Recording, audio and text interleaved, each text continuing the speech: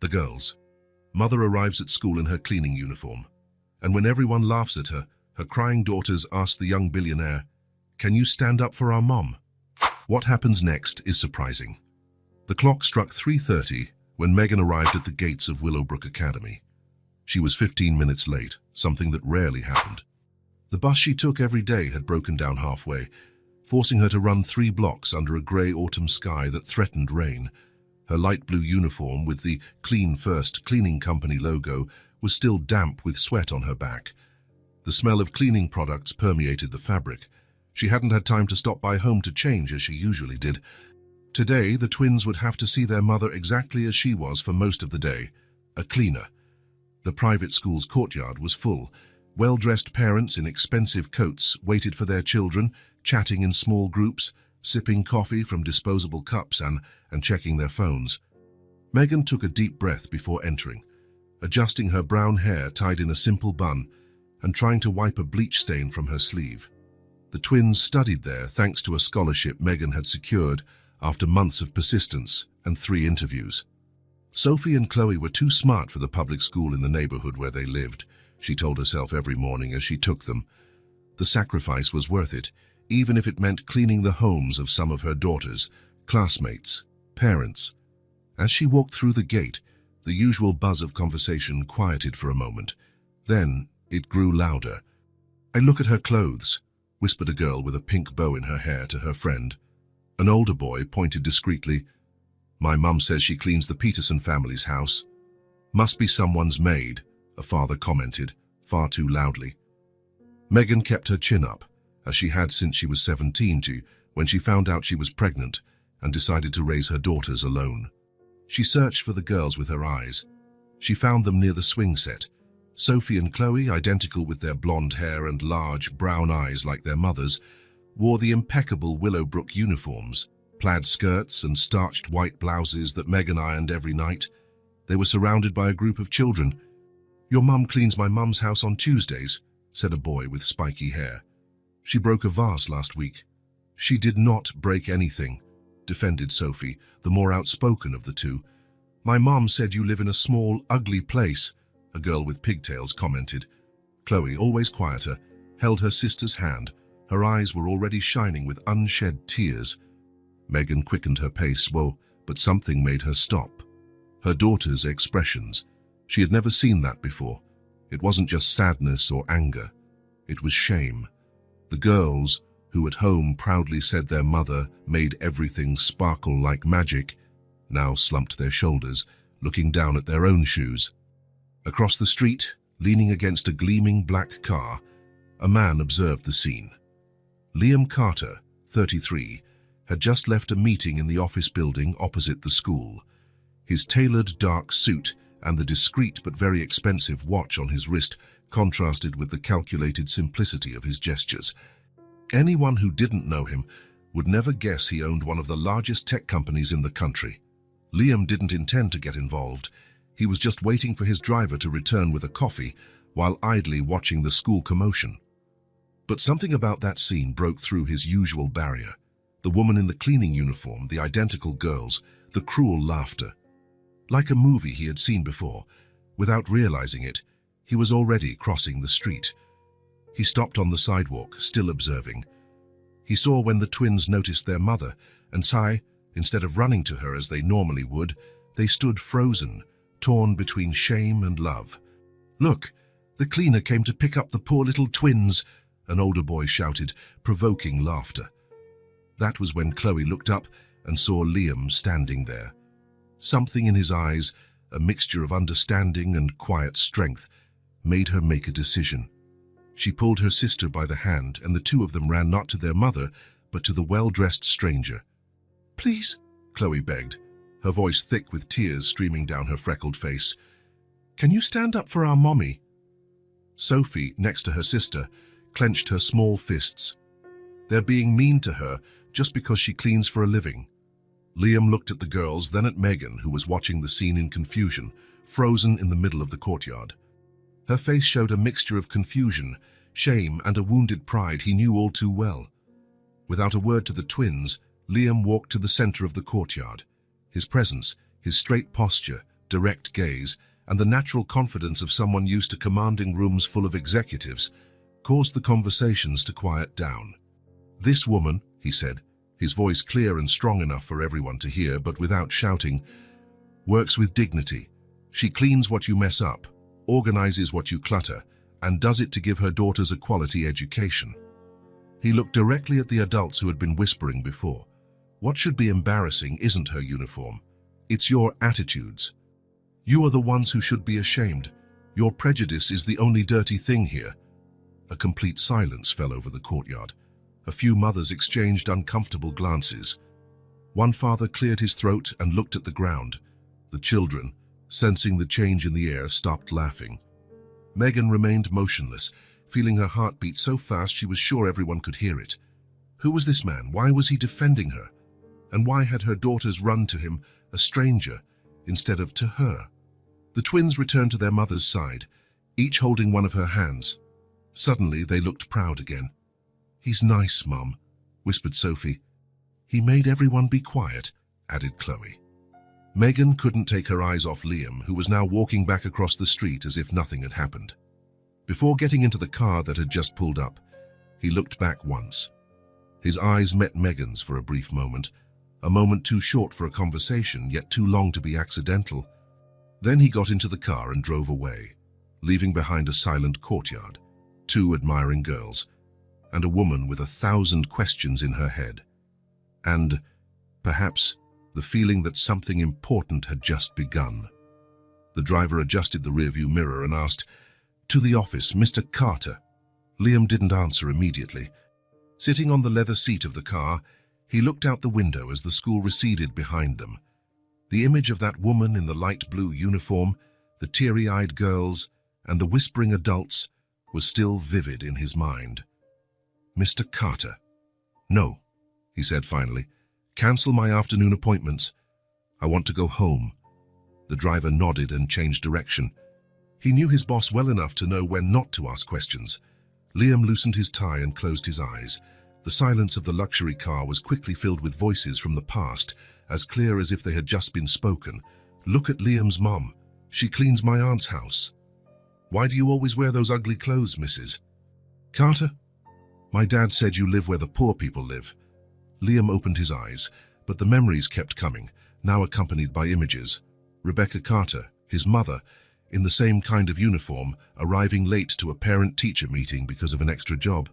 The school principal looking her up and down, the other mothers subtly moving away when she approached. The car stopped at a red light. On the sidewalk, a young woman in a cleaning uniform waited for the bus, anxiously looking at her watch. Liam watched her, and for a moment, he saw his mother there, more than 20 years ago.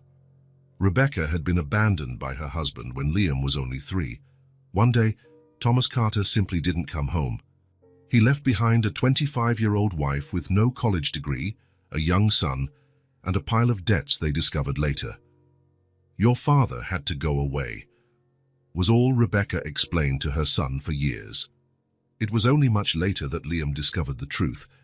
Thomas had run off with his secretary and all the money from their small family business. The light turned green, and the car continued down the tree-lined avenue leading to the exclusive neighborhood where Liam lived. He remembered how his mother fought to keep them afloat, first as a supermarket cashier during the day and a waitress at night. Then, when she realized cleaning paid better, she started working for a housekeeping service. "Some clients pay extra if you do a good job," she would say, proudly showing him the tips. "And the best part, I can make my own hours to be with you after school." Rebecca never complained.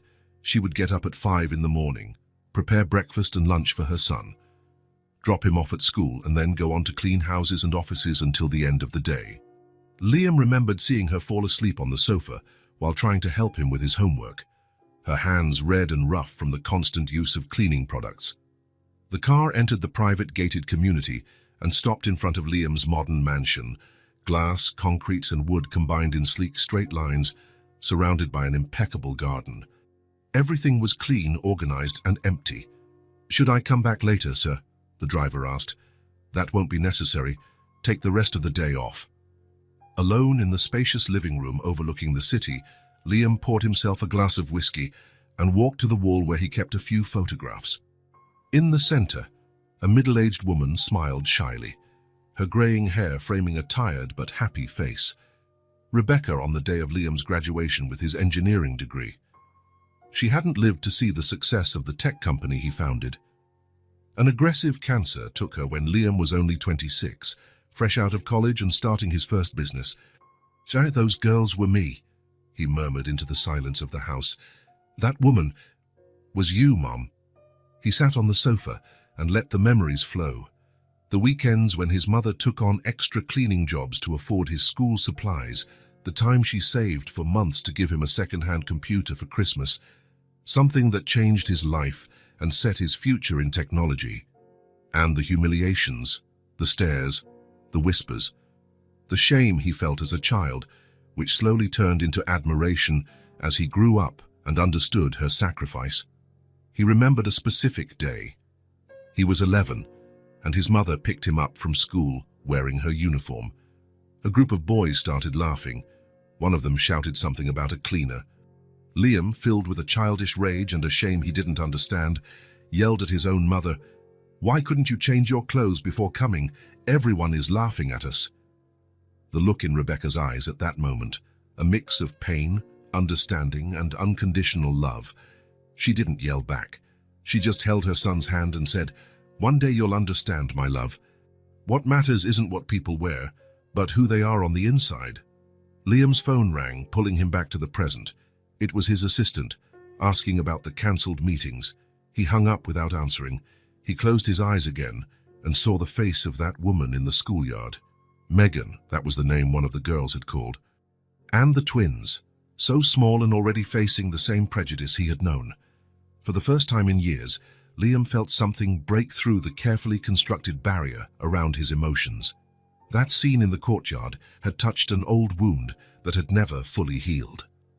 "What would you do, Mom?" he asked the photograph. "What would you say if you were here?" He knew the answer.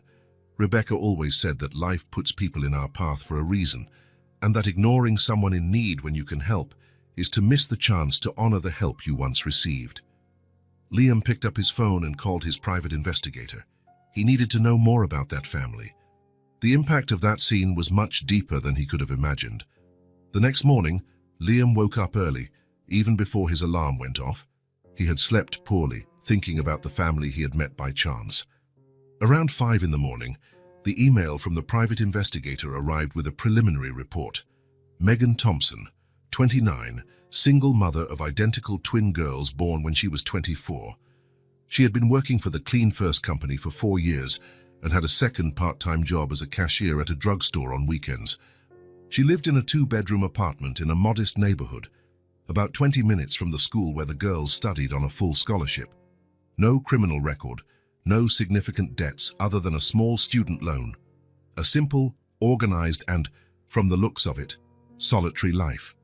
As he had coffee in the large, silent kitchen of his mansion, Liam decided he would go back to the school that afternoon.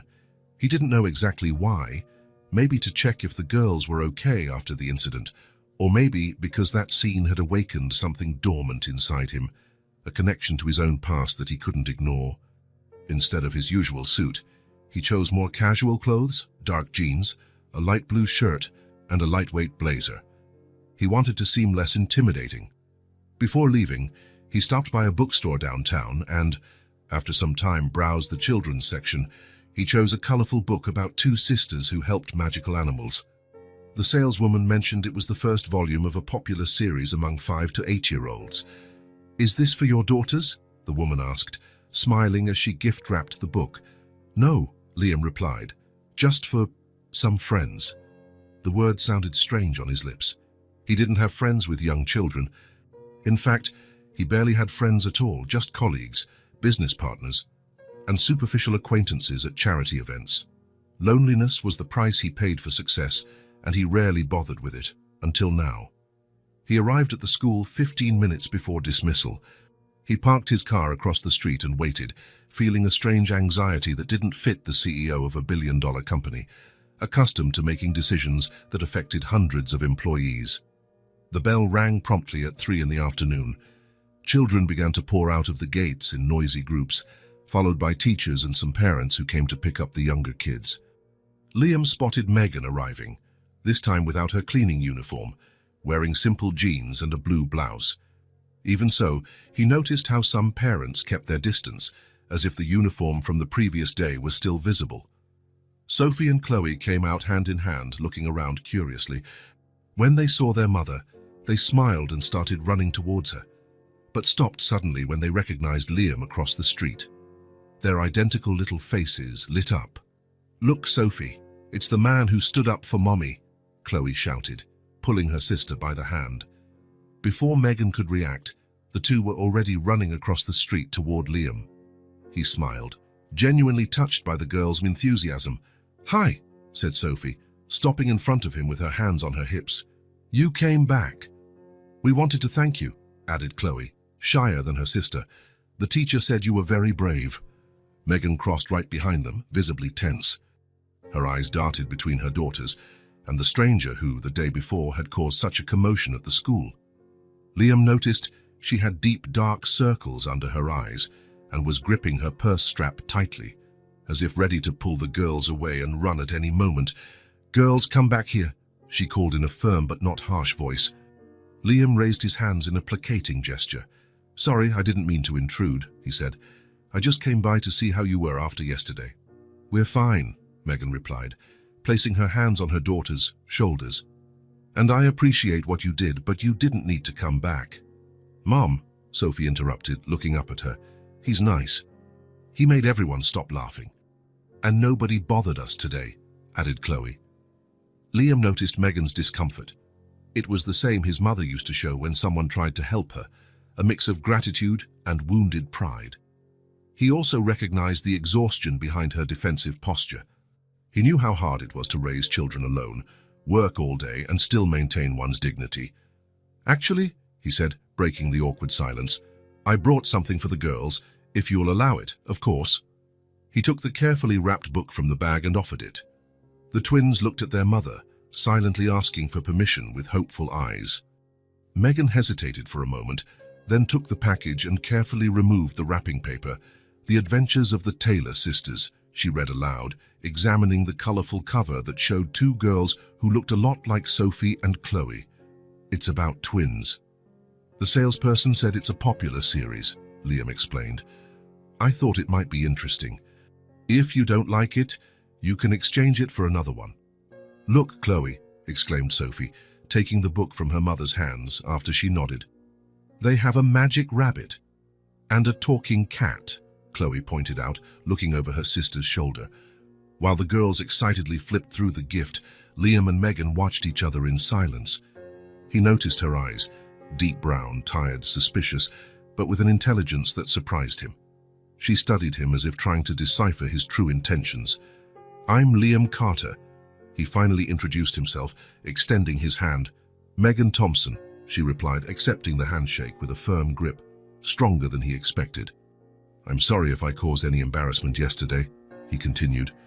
"I couldn't help but intervene. The scene reminded me of something from my past."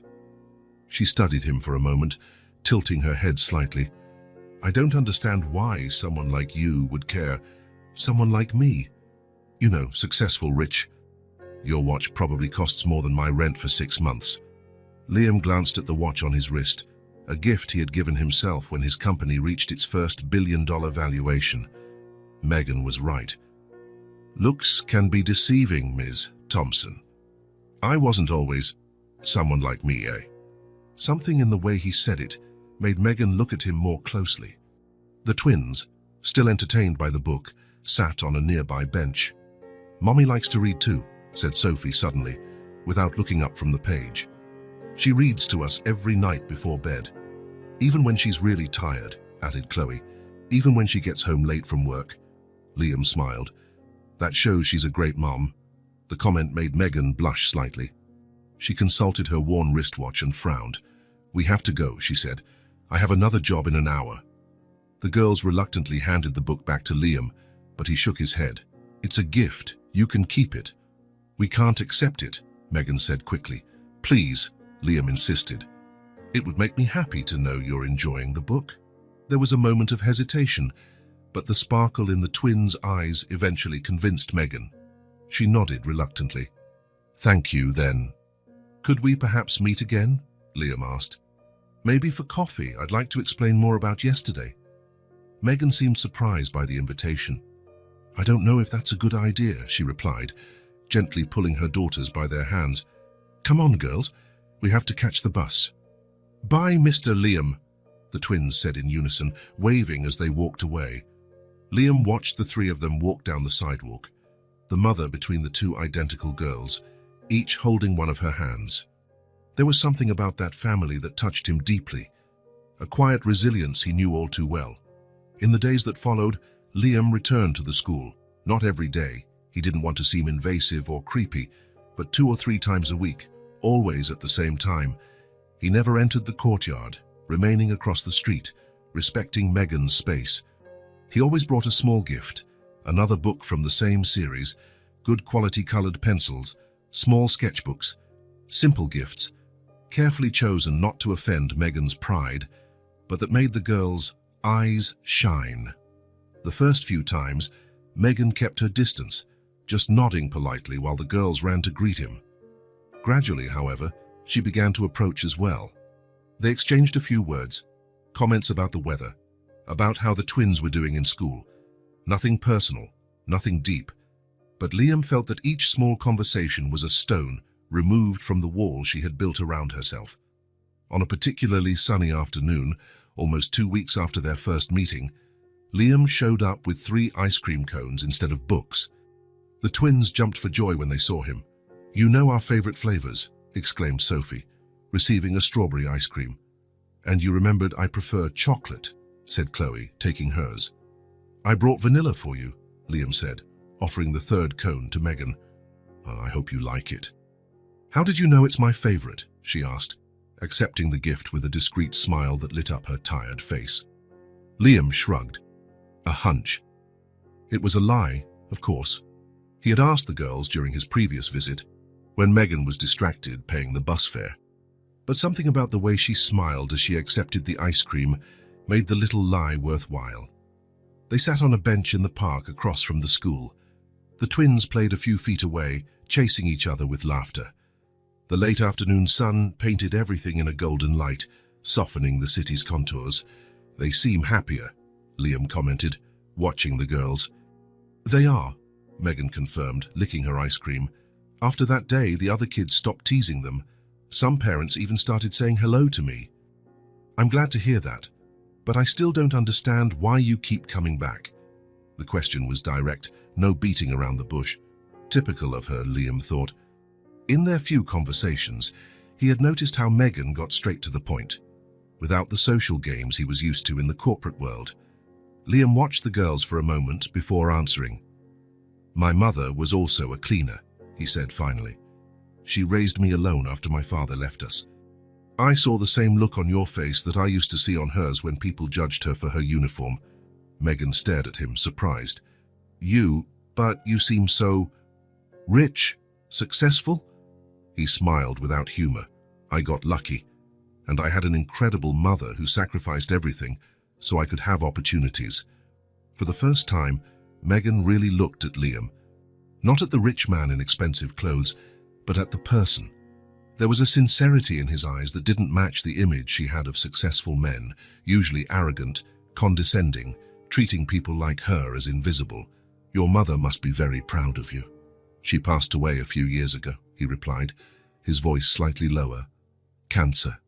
She didn't live to see my company's success. I'm so sorry." A comfortable silence settled between them. It was no longer the tension of their first meetings, but something different. A mutual understanding, a silent bridge built on shared experiences. In the following weeks, Liam's visits became part of the routine. Sometimes he would show up with a new book. Other times, he would just chat with the girls about their day at school, listening patiently as they told him, often at the same time and interrupting each other, about the lesson they learned or the drawing they made. He listened with genuine interest, asked questions, and laughed at their childish jokes that rarely made sense. Sophie, the more extroverted one, usually dominated the conversations.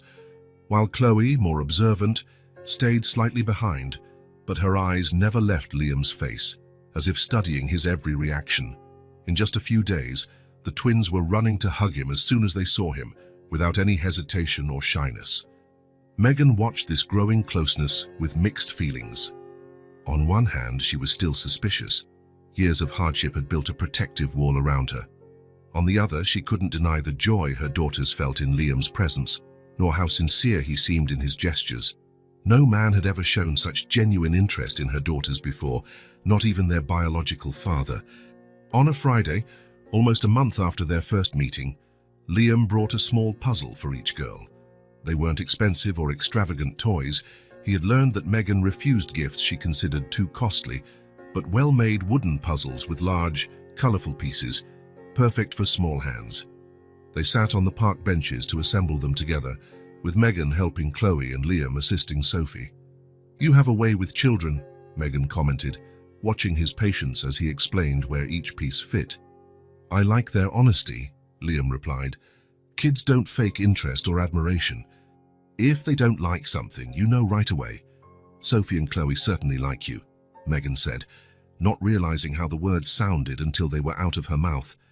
Liam smiled, a genuine smile that transformed his usually serious face. "The feeling is mutual. They're incredible girls, smart, polite, creative. You've done a great job raising them."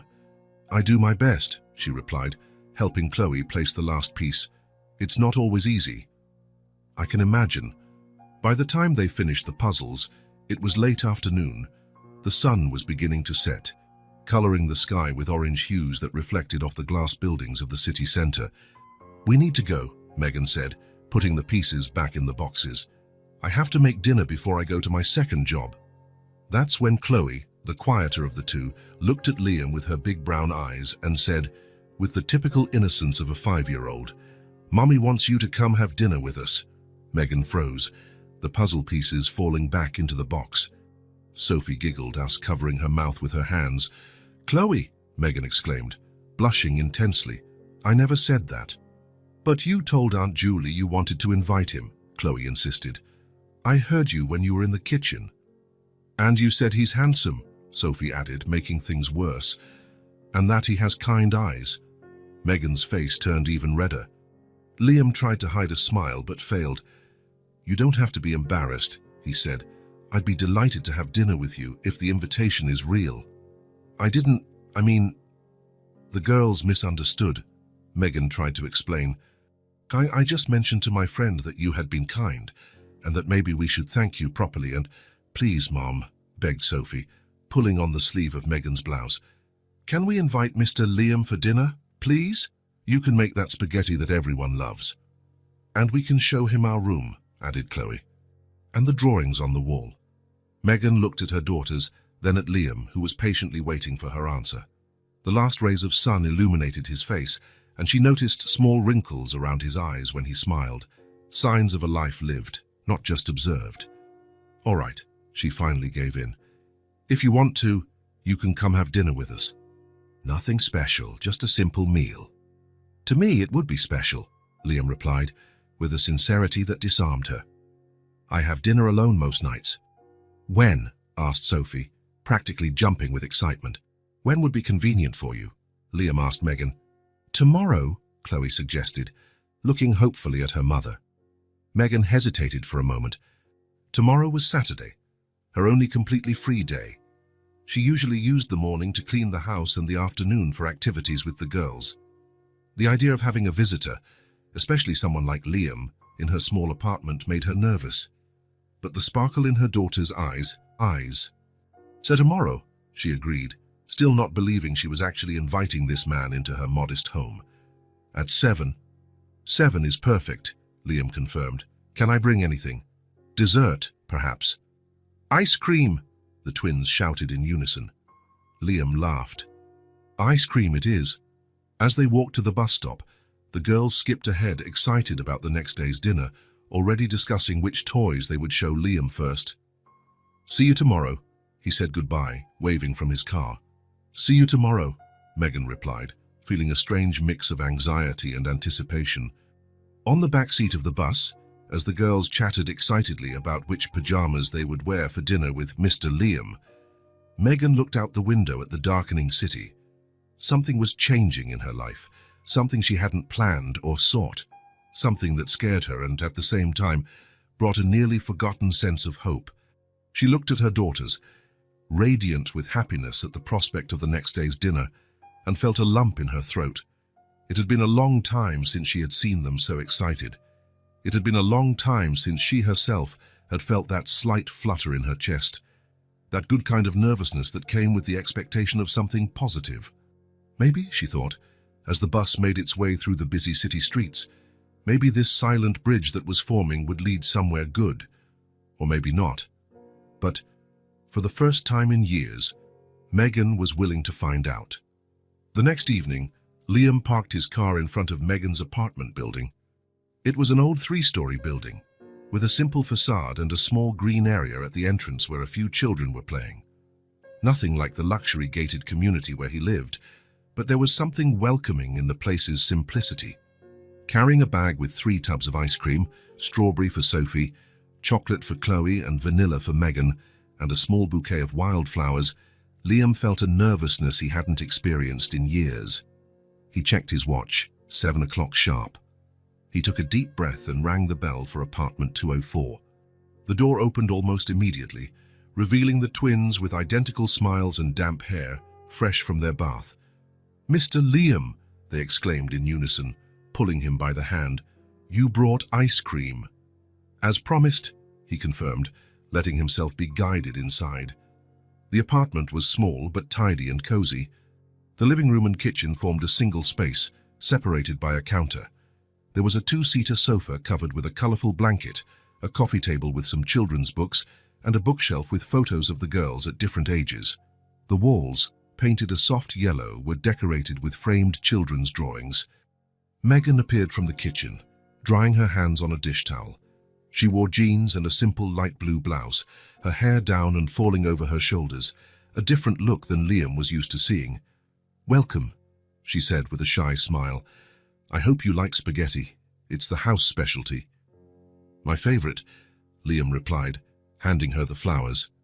They're just some wildflowers, nothing fancy." Megan seemed surprised by the gesture. "They're beautiful, thank you."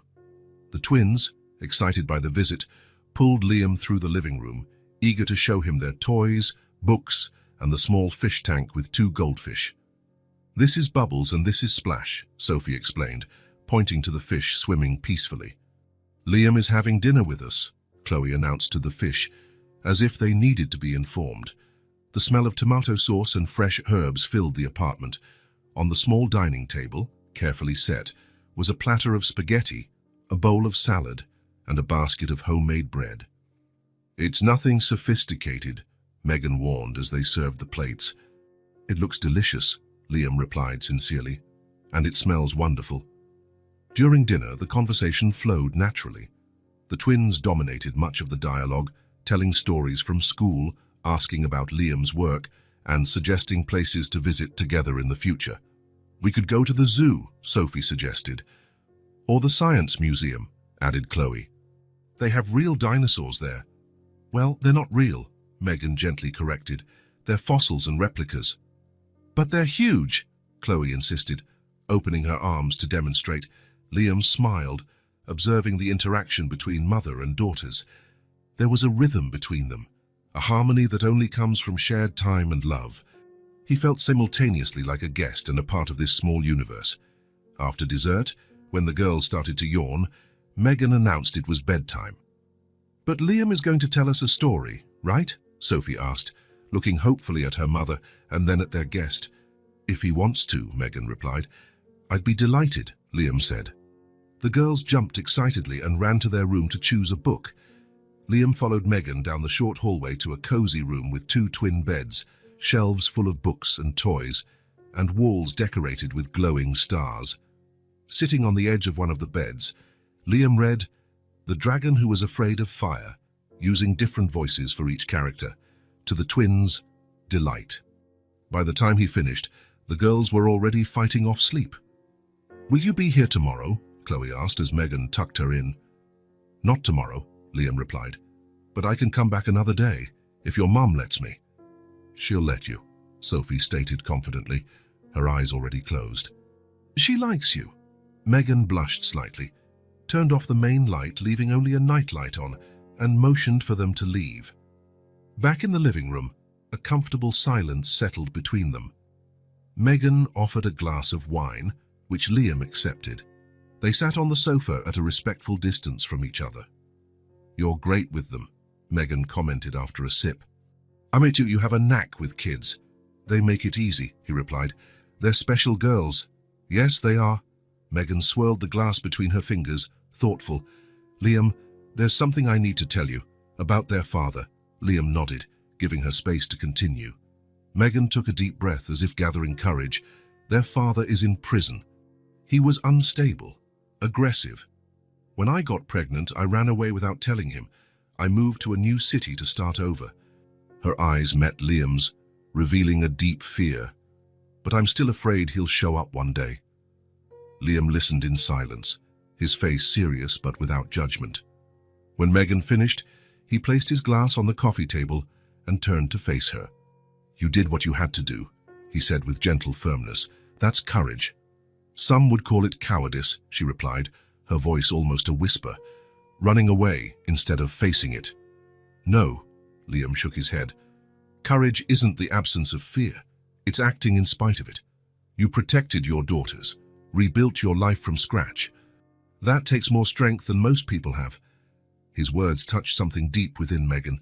It was the first time someone had understood her decision without questioning it, without judging. A single tear rolled down her cheek.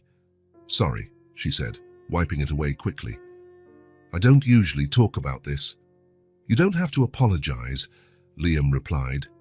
And you don't have to tell me anything you don't want to. They sat in silence for a moment, the ticking of the clock on the wall, the only sound in the apartment. Thank you for dinner, Liam said finally. It was the best night I've had in a long time. Even though it was so simple, Megan asked with a shy smile. Especially because it was simple, he replied. And real. When Liam said goodbye at the door, something had changed between them.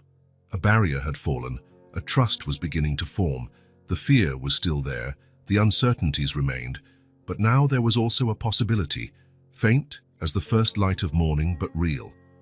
And sometimes, a possibility is all you need to start believing again. In the weeks that followed, Liam began to show up more often. At first, they were occasional visits, always with some excuse, a new book for the girls, a tool to fix the dripping faucet, a movie he thought everyone would enjoy. But soon, the excuses became unnecessary. His presence, once a special event, became a natural part of their routine. On Wednesdays, after work, Liam would show up with ingredients for dinner. They would cook together, with the twins helping in their own clumsy way, spreading more flour than mixing, but laughing the whole time. On Saturdays, they often spent the entire day together, at the park when the weather was nice, or at home with board games and stories when it rained. On a rainy afternoon, while Megan was finishing some reports for work, Liam helped the girls build a fort using sheets, chairs, and clothespins. The small apartment was transformed into an enchanted castle, with Sophie and Chloe as warrior princesses and Liam as the guardian dragon. Watch out, dragon. We're going to defeat you, Sophie shouted, brandishing a paper towel tube as a sword. Roar, roared Liam, crawling behind the sofa. No one can defeat the mighty Liam, the terrible dragon. Megan, watching from the kitchen table, couldn't help but smile. The man who ran a billion-dollar company was on all fours on her apartment floor, roaring and letting himself be defeated by two 5-year-old girls armed with paper tubes. Come help us, Mummy, Chloe called. We need backup. I'm almost done, Megan replied. Save some dragon for me. This was how it was now. Shared moments, games, daily tasks divided without anyone needing to ask. Liam knew where the dishes were, knew the girls' bath routine, noticed when Megan was too tired, and naturally took over making dinner or story time. For the twins, Liam's presence quickly became something they looked forward to with excitement. They would ask for him when he wasn't there, save drawings to show him when he arrived, and ask for him to be the one to tell the bedtime story. Megan watched this transformation with conflicting feelings. On one hand, There was fear. Fear of depending, of trusting, of opening up again. On the other, a quiet happiness grew inside her as she saw her daughters so happy, as she felt the atmosphere of her small apartment become lighter, more joyful. She was changing too. Her smile, once rare and restrained, now appeared more frequently. The constant tension in her shoulders, the ever-watchful gaze, signs of someone who had spent years on high alert, were beginning to soften. She allowed herself small moments of relaxation, of vulnerability, of hope. One Wednesday, Megan's phone rang as she was rushing to finish cleaning an office downtown. "Ms. Thompson, this is Principal Ramirez. Sophie has a fever.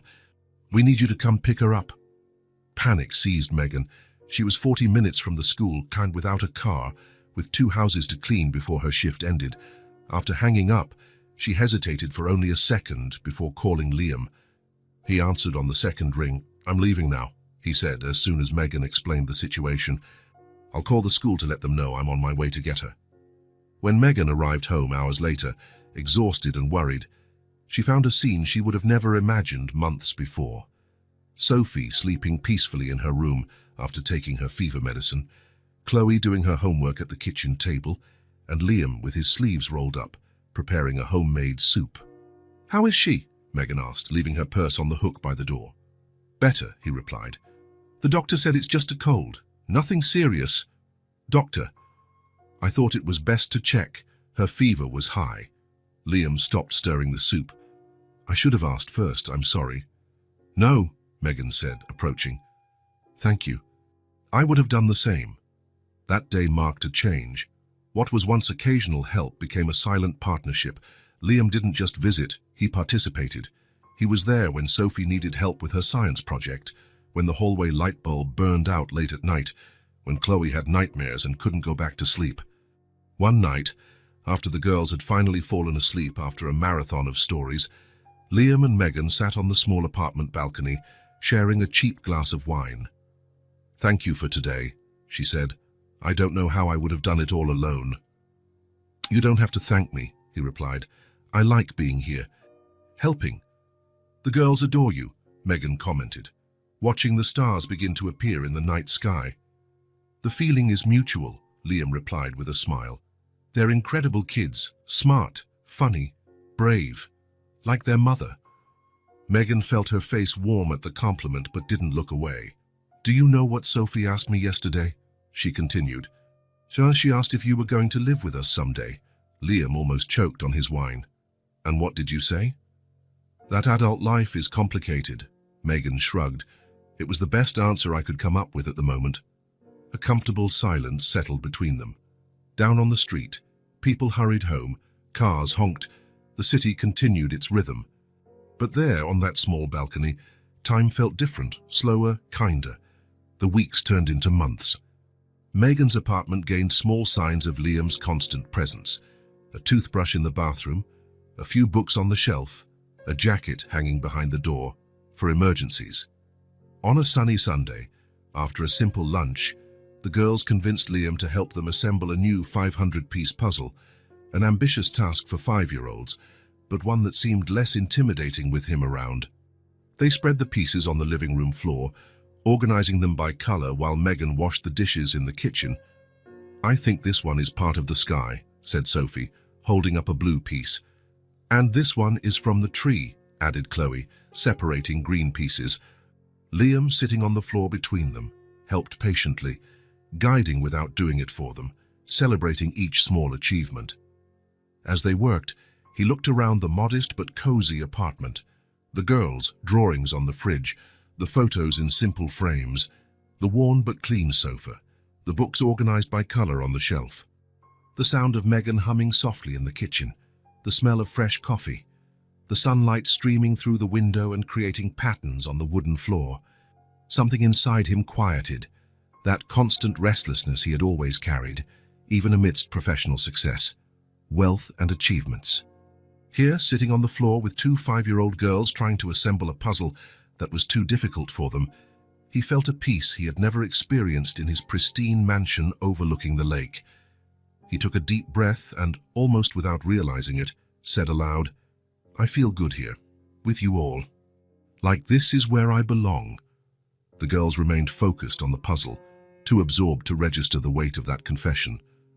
But in the kitchen, Megan froze, her coffee cup suspended halfway to her lips. Liam didn't expect a response. He wasn't even sure if he wanted anyone to have heard.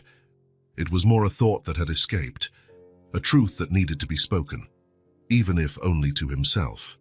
Megan entered the living room carrying her coffee cup and sat on the sofa behind them. Her eyes met Liam's, a silent conversation taking place without words. She didn't respond verbally to his confession, but her gaze said it all.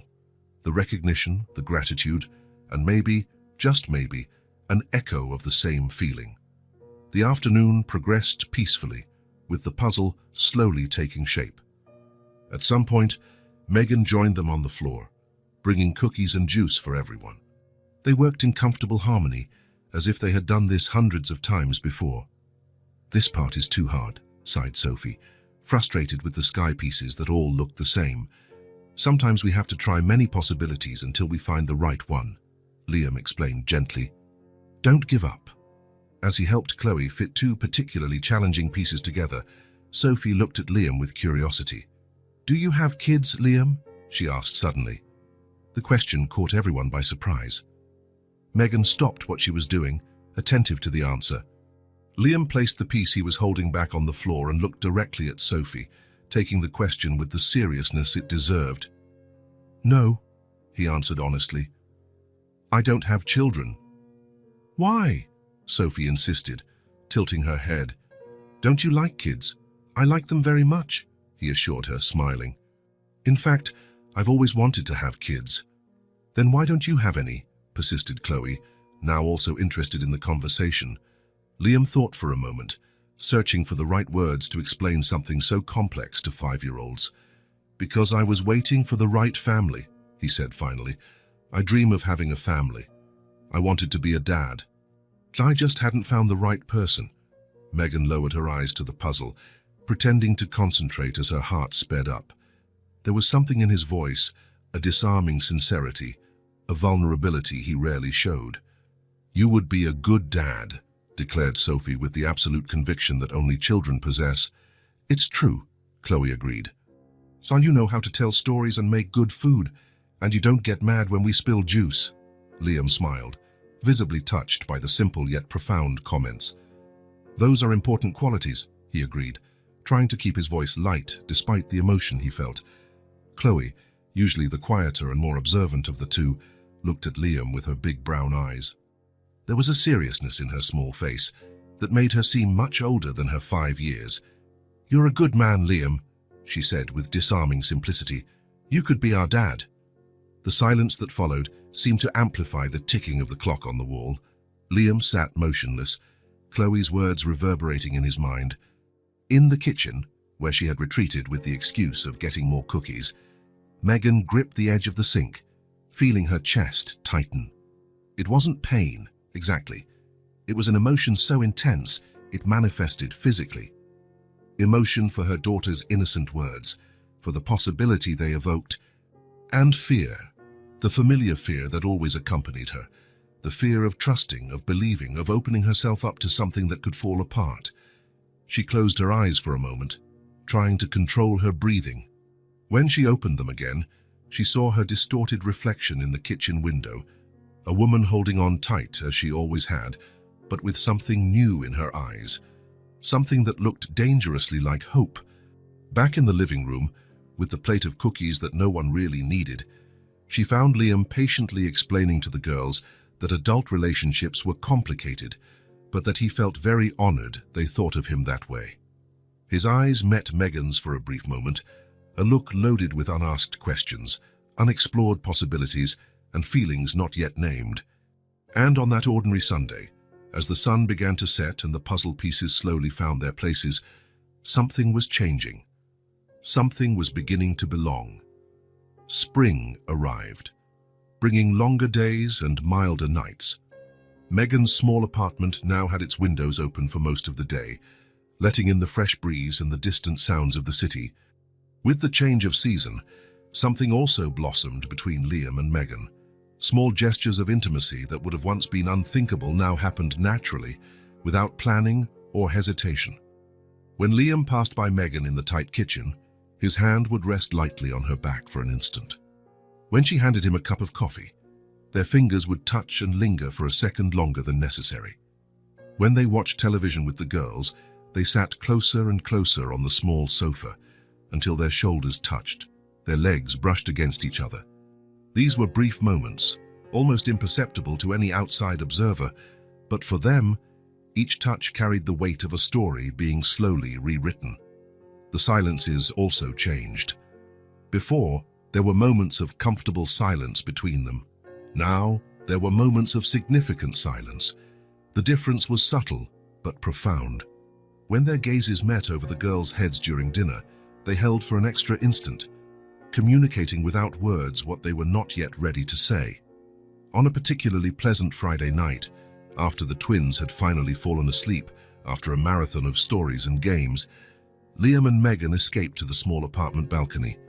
The space was minimal, just large enough for 2 plastic chairs and an improvised table, but it had become their refuge, the place where they could share small moments of peace after the apartment finally fell silent. Megan brought 2 glasses of cheap wine, something that had become a Friday ritual.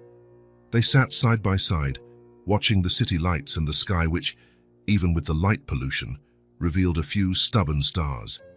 "The girls were impossible today," Megan commented, taking a sip of wine. "I think their teacher gave them chocolate at school." "Sophie really does have endless energy," Liam agreed, smiling. "But I managed to tire Chloe out with that treasure hunt game." "You're good at that," Megan said.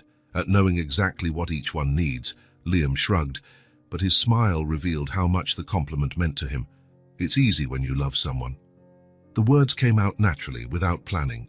They hung in the night air between them, charged with meaning. Megan didn't reply, but her hand found his on the arm of the chair. They intertwined their fingers, looking forward at the city lights, not at the gesture they shared. They stayed like that for a long time, hands joined, gazes distant, hearts growing ever closer. There was no need for words. The gentle spring breeze, the distant murmur of traffic, their quiet breathing, that was the soundtrack of that moment. Nothing was said, but everything was understood. When the night air grew colder, they went back inside. The twins had fallen asleep on the sofa while watching an animated movie. Sophie with her mouth slightly open, one arm dangling off the sofa, and Chloe curled up as she always did, hugging the stuffed rabbit Liam had given her weeks ago. "We should get them to bed," Megan whispered, adjusting the blanket over them.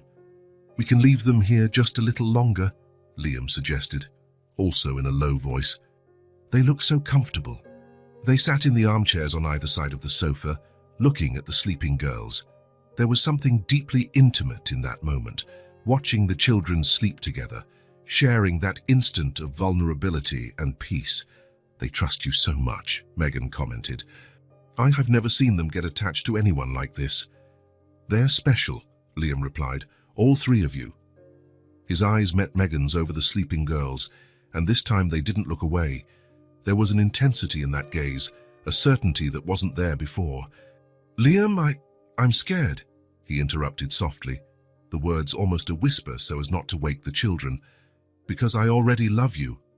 The confession hung between them like something physical, palpable. It wasn't just a declaration, it was a truth that had grown slowly over months, taking shape and substance until it could no longer be contained. Megan felt tears well up, blurring her vision.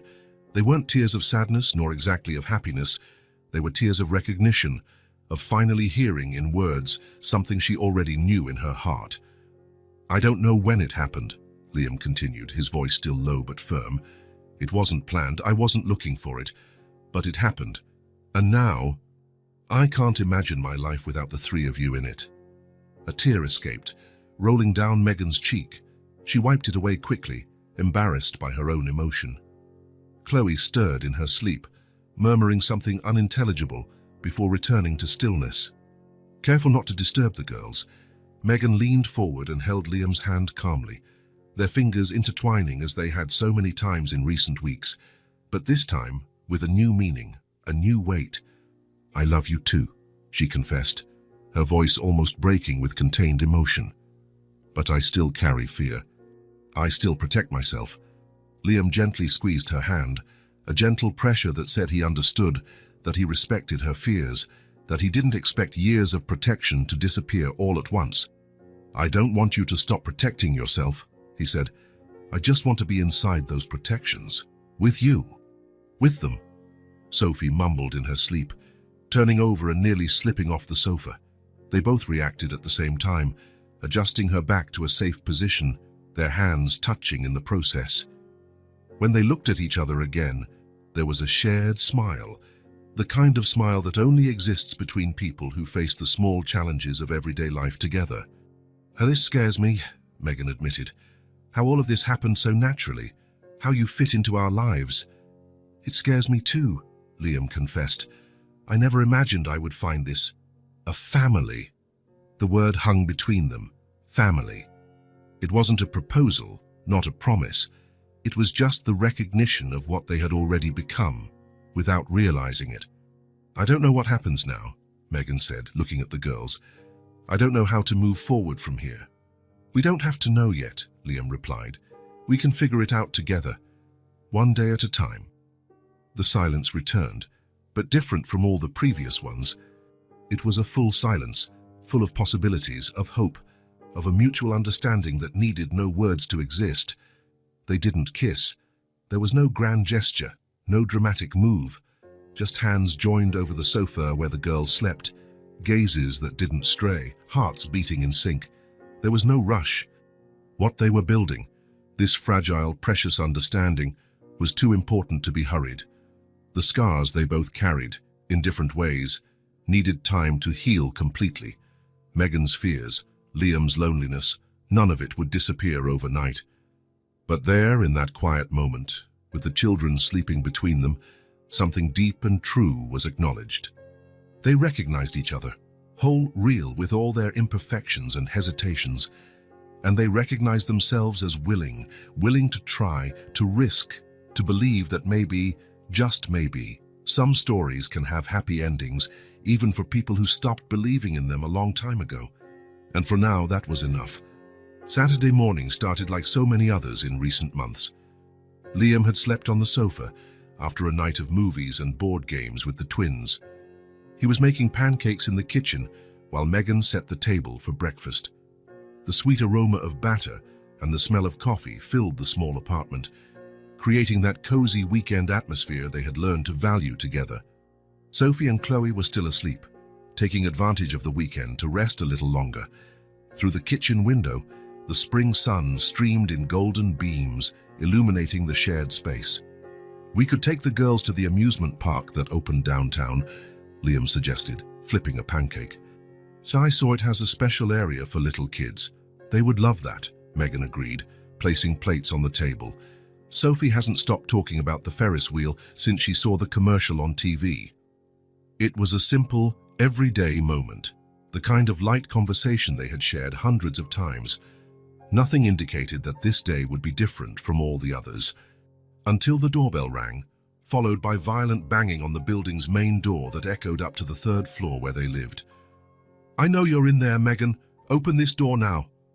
The harsh, loud male voice froze Megan where she stood.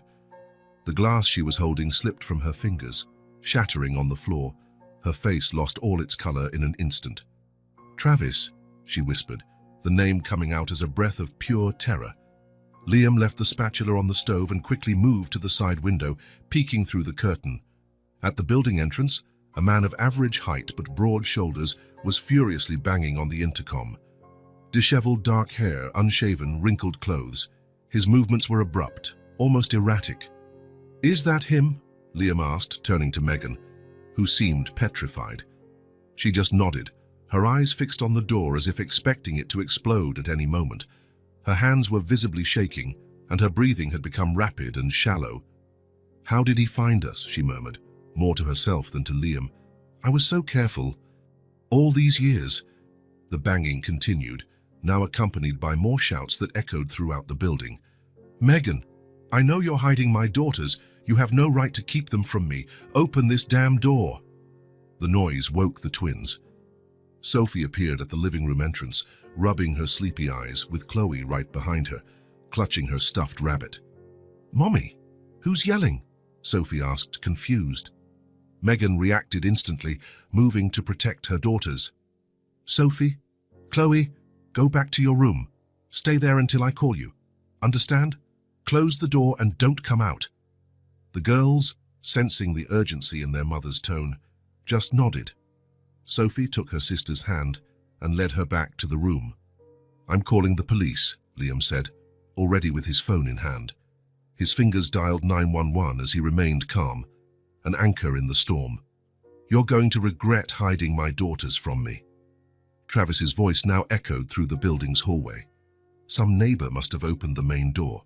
"I have rights. They're my daughters too." The heavy footsteps coming up the stairs sent a wave of panic through Megan. Her legs trembled so much she had to lean against the wall. "He's going to take them," she whispered, terror evident in her voice. "He always said if I tried to run, that he would find me." Liam finished the call with the police and approached her, holding her shoulders firmly. "Look at me, Megan," he said, with a calmness that contrasted with the chaos. "He's not going to take anyone. I won't let him. The police are on their way." A loud bang on the door made Megan jump. Travis had reached their floor and was now pounding on the apartment door with such force that the hinges seemed about to give way. "I know you're in there. Open this door or I'll break it down." Liam moved decisively to the entrance, unlocking the door. Megan grabbed his arm. "What are you doing? He's dangerous." "Trust me," Liam replied. "It's better to confront him out here than to let him break down the door and get inside. Stay with the girls. Lock the door behind me." Megan hesitated for a second, but finally nodded. With a quick movement, Liam opened the door and stepped out into the hallway, closing it behind him. He heard the click of the lock as Megan secured it. Travis stopped for a moment, clearly surprised not to find Megan. His bloodshot eyes and the smell of alcohol indicated he was not sober. "Who the hell are you?" he demanded, taking a step toward Liam. "I'm the person who's going to make sure you don't enter this apartment," Liam replied. His posture relaxed but firm, completely blocking the entrance. Travis laughed, a harsh and unpleasant sound. "So Megan got herself a bodyguard, or is it something more?" His eyes narrowed. "It doesn't matter. Get out of my way. I came to get my daughters." "Your daughters?" Liam kept his voice calm, but there was steel behind his words. "The same ones you abandoned, the same ones you haven't seen in years. The same ones who don't even know who you are." Travis's face contorted with rage. "You don't know anything. She stole them from me, hid them. I'm their father." "Being a father is more than donating DNA," Liam replied, unmoving. "It's being present, it's protecting, it's loving unconditionally. What you did was terrorize their mother until she had to run away to keep them safe." Travis lunged forward, fists clenched, his face red with anger. "Get out of my way. This has nothing to do with you." Liam didn't back down an inch, his presence as solid as a wall. "You will not get near them or her. You lost that right."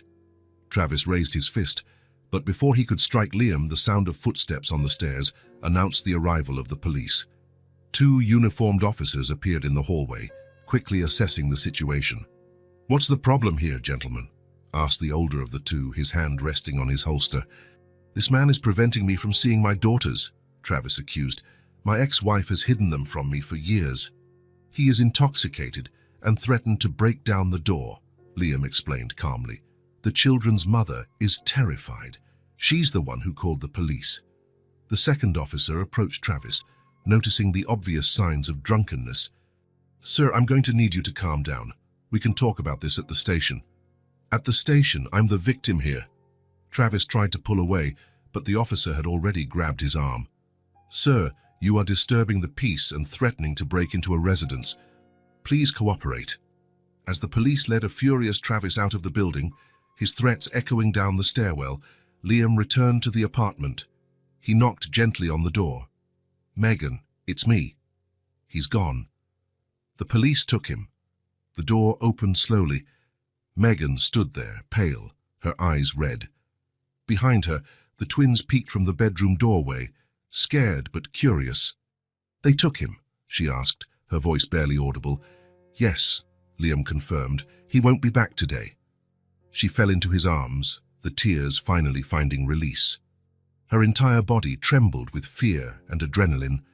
"He came back," she whispered between sobs, "just like I always feared." Liam hugged her tightly, offering the solidity she needed. "And we handled it. We'll keep handling it." In the days that followed, Liam mobilized all the resources at his disposal. He hired the best family law attorney in the city, a middle-aged man with an impeccable reputation. He met with the police to formally report the threats and the history of abuse that Megan finally had the courage to disclose. He accompanied her to every hearing, every meeting, holding her hand when fear threatened to paralyze her. "I can't do this," she whispered, on the morning of the final hearing, sitting in the kitchen with an untouched cup of coffee. "What if the judge doesn't believe me? What if Travis gets visitation rights?" "He'll take them, Liam." "Look at me," Liam said, holding her cold hands. "We have all the evidence. We have witnesses. We have your testimony. You are strong, Megan, stronger than you think, and you're not alone this time." A week later, the judge granted the restraining order. Travis was legally forbidden from approaching Megan or the twins. Any attempt at contact would result in immediate arrest. "It's over," the lawyer said, handing over the official documents. "He can no longer come near you. If he tries, he goes straight to jail."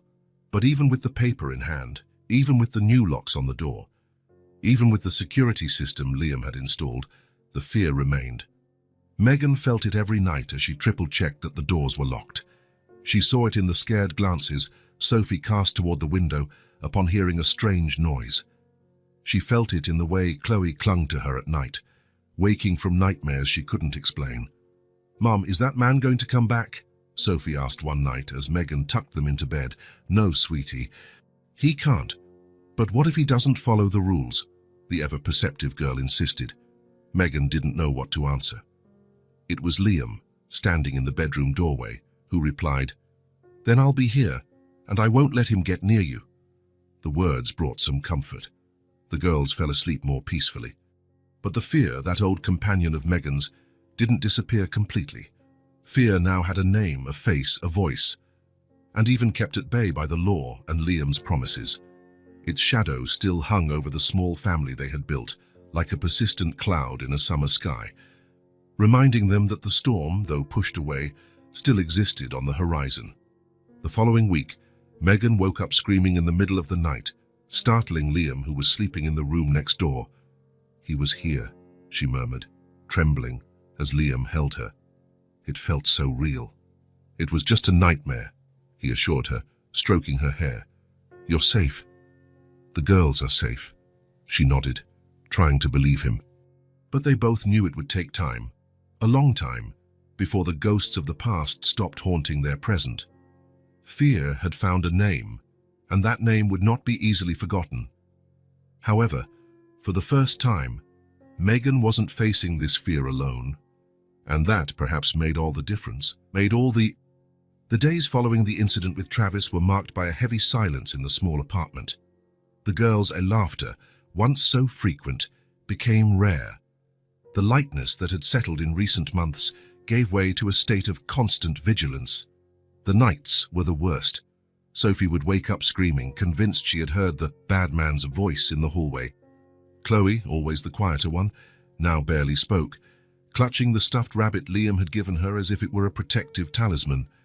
"Mom, what if he comes back when we're sleeping?" Sophie asked one night, refusing to close her eyes. "He's not coming back, sweetie," Megan replied, stroking her daughter's hair. "The police won't let him." But the words sounded hollow even to her own ears. The restraining order, carefully stored in a kitchen drawer, seemed too fragile to contain the threat Travis represented.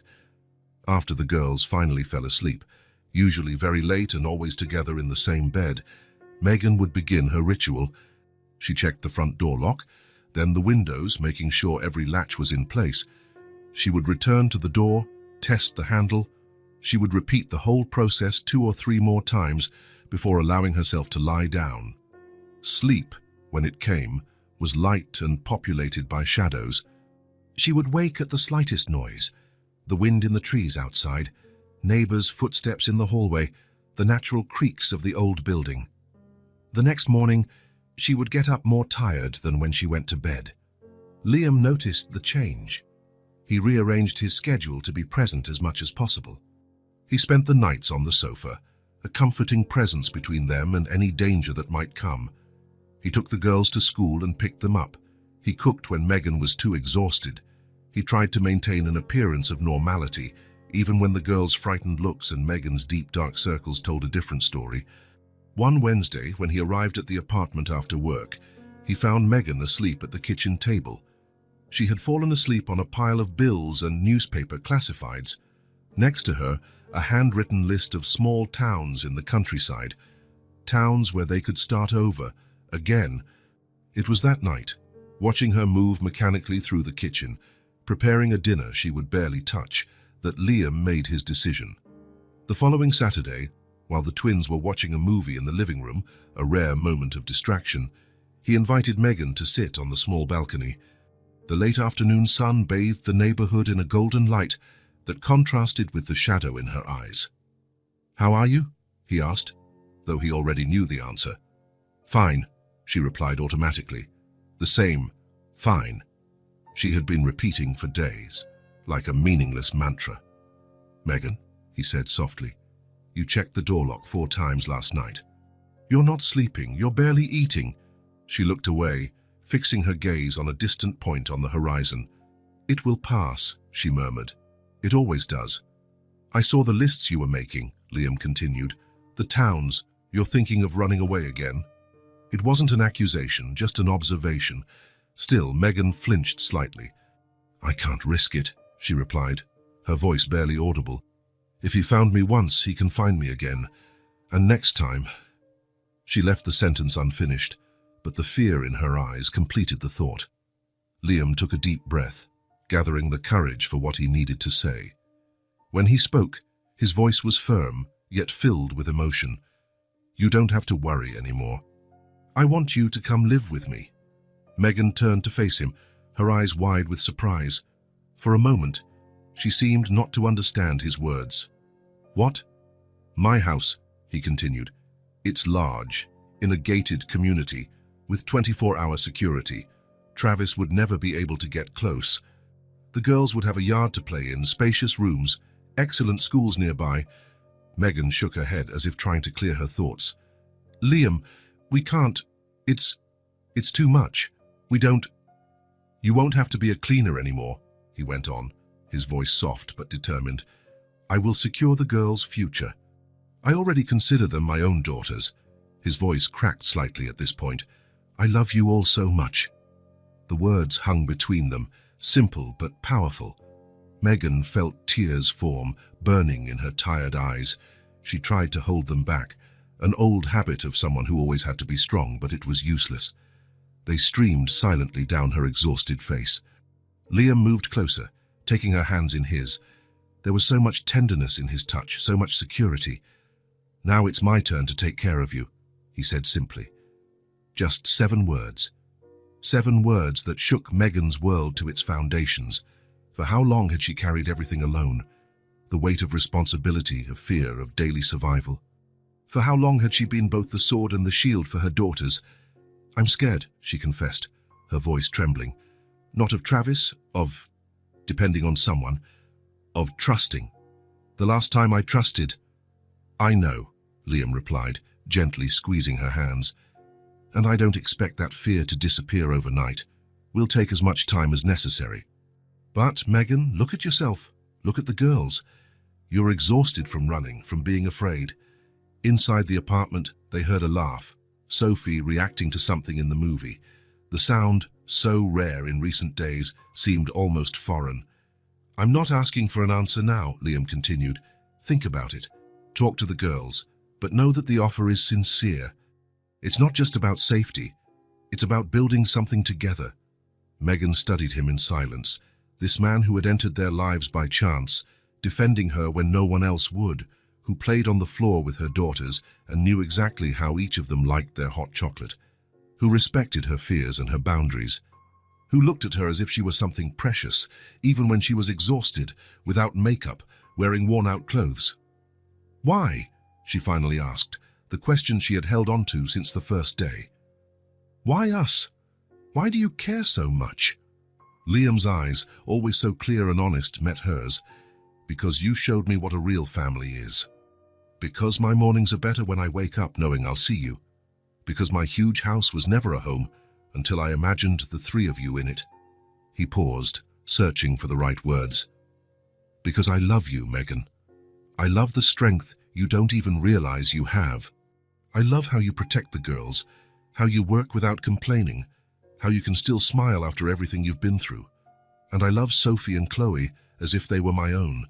I can no longer imagine my life without the three of you in it. Megan's tears flowed freely now. Years of restraint, of caution, of mistrust began to crumble before the sincerity of those words. What if it doesn't work out, she whispered, the last bastion of her fear. Then we'll face that together too, he replied simply. Just like we've faced everything else so far. The sun was disappearing over the horizon, painting the sky in shades of pink and orange. In the apartment, the movie had ended, and the girls' voices arguing over which cartoon to watch next reached the balcony. Megan closed her eyes for a moment, allowing herself to imagine a place where the girls could run without fear, where they could sleep through the night without nightmares, where she wouldn't have to check the locks repeatedly, where she could, for the first time in so many years, breathe completely. A home, not just a shelter, not just a hiding place, a real home. Yes, she said finally, opening her eyes to meet Liam's. Yes, let's try. The smile that lit up his face was like the sunrise, gradual, warm, transformative. He gently pulled her into his arms, holding her as if she was something infinitely precious and fragile. And maybe, Megan thought as she allowed herself to rest in that embrace, maybe she was. Maybe they all were, fragile, precious, deserving of protection and love. Maybe now, after so long taking care of everyone, it was finally her turn to be taken care of too. 6 months had passed since the move. Autumn painted the garden in golden and reddish hues, while leaves danced in the gentle wind that blew across the wide grounds of the house. The mansion that once seemed cold and impersonal now overflowed with life. The white walls of the living room displayed colorful paintings, some bought at local art fairs, others creations of the twins themselves. Toys organized in colorful baskets occupied a corner that once held a minimalist sculpture. Photographs in frames of all sizes showed moments captured in recent months. Sophie and Chloe on their first day at the new school, the four of them on a picnic in the park, Megan smiling at the surprise birthday party Liam had organized. The transition hadn't been easy.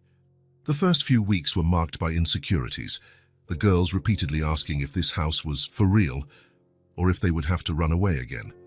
Megan waking up startled in the middle of the night, checking windows and doors out of habit, even knowing about the sophisticated security system.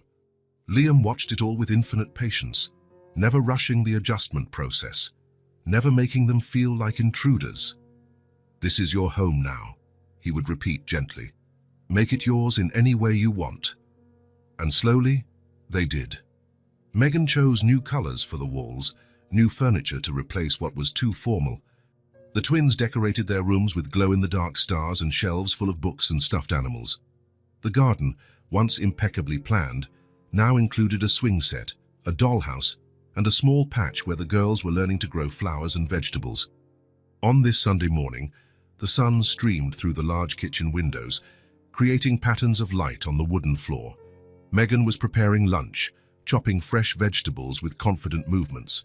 She wore a simple but pretty dress, her hair loose and falling over her shoulders. The most noticeable change, however, was in her expression. The constant tension that once marked her face had disappeared, replaced by a luminous serenity. Outside, Sophie and Chloe ran through the garden, chasing a colorful ball. Their laughter, loud and carefree, reached the kitchen like the sweetest music. "Be careful with the flowers," Megan called through the open window, but her tone was light, without the anxiety that used to accompany every warning. The girls waved, adjusting their game to avoid the newly planted daisy bed. They were growing, Megan noticed, not just in height but in confidence. Sophie, always the more extroverted, now shone at school. raising her hand to answer questions, making friends with ease. Chloe, naturally more reserved, had found her voice through art, her drawings earning praise from her teacher and a special place on the family's refrigerator. Family. The word still caused a strange and wonderful feeling in Megan. For so long it had been just her and the twins against the world, a small frightened unit, always on alert. Now they were four, a more solid, more secure structure. Lost in these thoughts, she didn't hear the approaching footsteps. She only felt the strong arms that wrapped around her waist, the soft kiss on the nape of her neck. "Zoik, that smells wonderful," Liam murmured against her hair. Megan smiled, leaning back against him for a moment before turning her attention back to the sauce she was preparing. "It's just spaghetti with tomato sauce," she replied. "Nothing special." "Everything you do is special," he said, stealing an olive from the cutting board. She laughed, lightly swatting his hand. It was still surprising to Megan how they had found this ease together, this domestic rhythm, this everyday intimacy. As if they were made for this, to be together in this sunny kitchen, to raise these girls, to build this life. "How was the meeting?" she asked, referring to the work video call he'd had that morning. "Productive," Liam answered, getting plates to help set the table. "The project in Singapore is moving faster than expected. Will you need to travel?" The question came out naturally, without the panic that would have once accompanied it.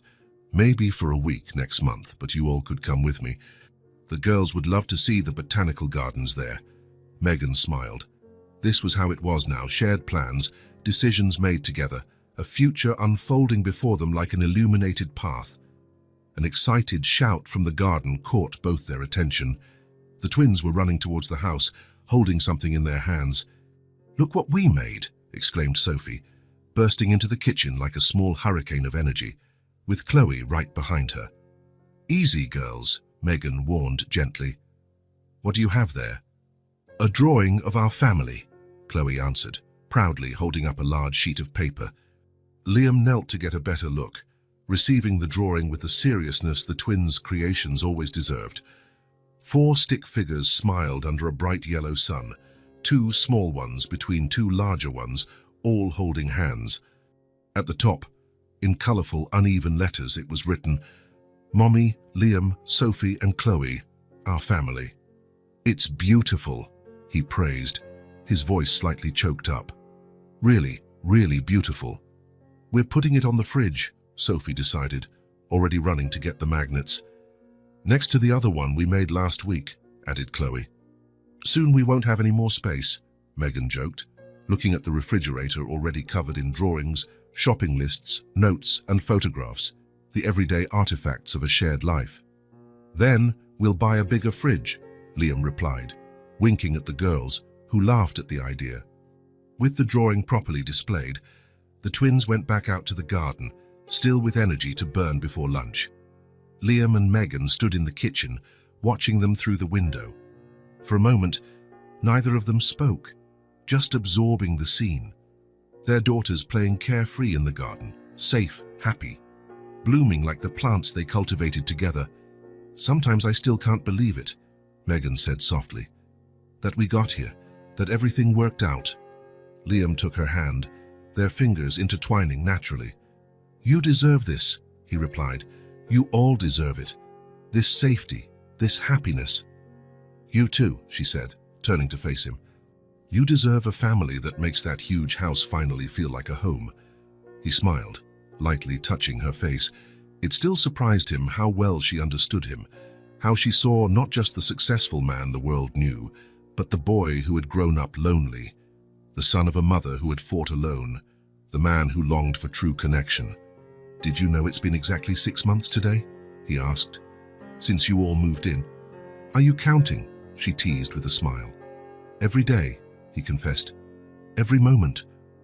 His eyes, so honest and clear, met hers. There was a seriousness in him now, a depth that made Megan hold her breath. "These have been the best 6 months of my life," Liam continued. "And I want many more, decades more, if you want—" His voice took on a softer, almost reverent tone. "This is forever now."